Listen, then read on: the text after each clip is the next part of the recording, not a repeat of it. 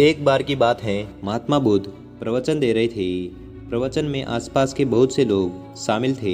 सभी लोग ध्यान से बुद्ध को सुन रहे थे। कुछ देर में प्रवचन समाप्त हो गया।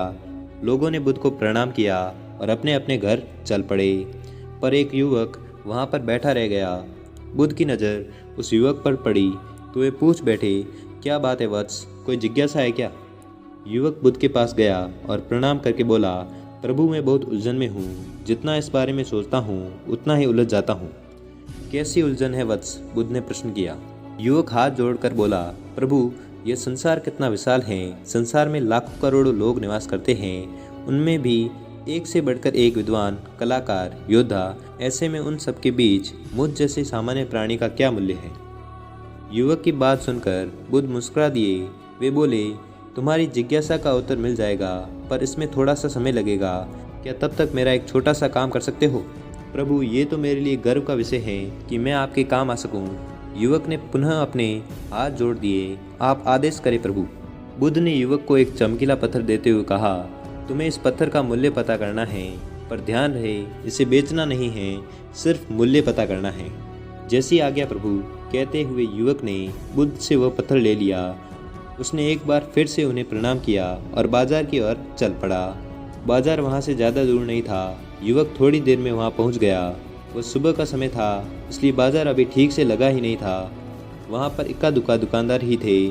युवक ने जिज्ञासावश इधर उधर नज़र दौड़ाई। उसे एक पेड़ के नीचे एक दुकानदार नजर आया। वह आम बेच रहा था। युवक उस दुकानदार के पास पहुँचा। उसे पत्थर दिखाते हुए बोला, क्या आप इस पत्थर की कीमत बता सकते हैं? दुकानदार एक चालाक व्यक्ति था। पत्थर की चमक देखकर वह समझ गया कि यह अवश्य ही कोई कीमती पत्थर है, लेकिन वह बनावटी आवाज़ में बोला, देखने में तो कुछ खास नहीं लगता, पर मैं इसके बदले 10 आम दे सकता हूँ। दुकानदार की बात सुनकर युवक को हल्का सा क्रोध आ गया। वह मन ही मन बुदाया, यह आदमी मुझे बेवकूफ़ समझता है। इतना सुंदर पत्थर और इसका मूल्य सिर्फ 10 आम। अवश्य ही यह झूठ बोल रहा है। युवक को चुप देखकर दुकानदार बोल उठा, क्या कहते हो, निकालूं आम? पर युवक ने दुकानदार को कोई जवाब नहीं दिया। वह चुपचाप आगे बढ़ गया। सामने एक सब्जी वाला अपनी दुकान सजा रहा था। युवक उसके पास पहुंचा और उसे पत्थर दिखाते हुए उसका मूल्य पूछा। उस पत्थर को देखकर सब्जी वाले की आंखें खुशी से चमक उठी। वह मन ही मन सोचने लगा, यह पत्थर तो बहुत ही कीमती जान पड़ता है। अगर यह पत्थर मुझे मिल जाए तो मज़ा ही आ जाएगा। क्या हुआ भाई, कहाँ खो गए? युवक ने दुकानदार को बोला। सब्जी वाला चौंकता हुआ बोला, कुछ नहीं, मैं तो बस मन ही मन इसकी कीमत की गणना कर रहा था। वैसे मैं इस पत्थर के बदले एक बोरी आलू दे सकता हूँ। सब्जी वाले के चेहरे की कुटिलता देखकर युवक समझ गया कि यह दुकानदार भी मुझे मूर्ख बना रहा है।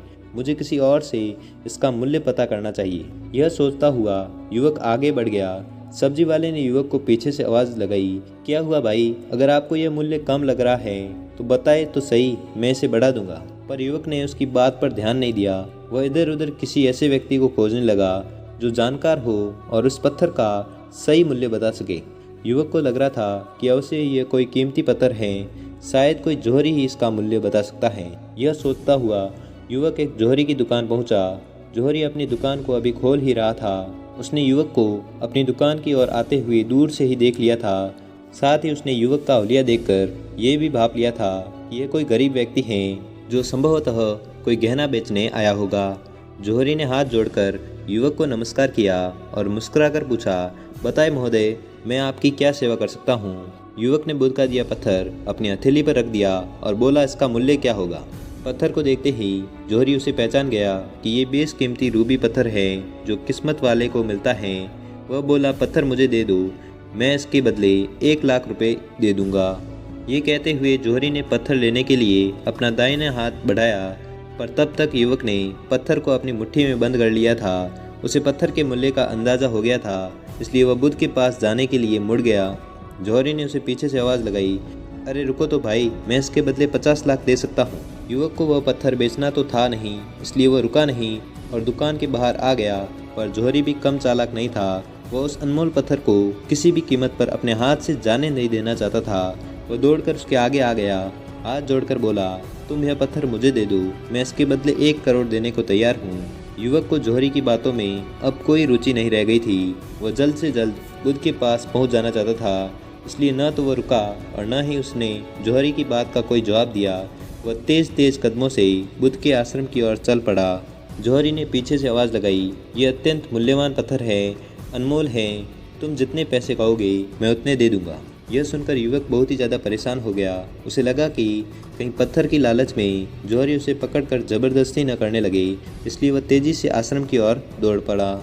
युवक जब बुद्ध के पास पहुंचा तो वह बुरी तरह से हाफ रहा था। उसे देखकर बुद्ध मुस्कुरा दिए, फिर भी उन्होंने अपने चेहरे से कुछ भी जाहिर नहीं होने दिया। वे बोले, क्या बात है वत्स, तुम कुछ डरे हुए से लग रहे हो। युवक ने बुद्ध को प्रणाम किया और सारी बात सुनाई, साथ ही उसने वह पत्थर भी वापस कर दिया। युवक की बातें सुनकर बुद्ध बोले, जिस प्रकार से आम वाले ने इसका मूल्य 10 आम बताया, आलू वाले ने 1 बोरी आलू बताया और जौहरी ने बताया कि यह अनमोल है। इस पत्थर के गुण जिसने जितने समझे उसने इसका मूल्य उसी हिसाब से लगाया। ऐसा ही यह जीवन है। प्रत्येक व्यक्ति खान से निकले हुए एक हीरे के समान है, जिसे अभी तराशा नहीं गया है। जैसे जैसे समय की धार व्यक्ति को तराशती जाती है, व्यक्ति की कीमत बढ़ती जाती है। ये दुनिया व्यक्ति को जितना पहचान पाती है, उसे उतना ही महत्व देती है। ये सब कहते हुए बुद्ध एक क्षण के लिए रुके, फिर बोले, किंतु आदमी और हीरे में अंतर यह है कि हीरे को कोई और तराशता है और व्यक्ति को अपने आप को स्वयं ही तराशना पड़ता है। और जिस दिन तुम अपने आप को तराश लोगे, तुम्हें भी तुम्हारा मूल्य बताने वाला कोई ना कोई जौहरी मिल ही जाएगा। तो दोस्तों, ये थी बुद्ध की कहानी। हम आशा करते हैं कि आपको ये कहानी पसंद आई होगी। अगर पसंद आई हो तो वीडियो को लाइक और चैनल को सब्सक्राइब करना ना भूलें। धन्यवाद।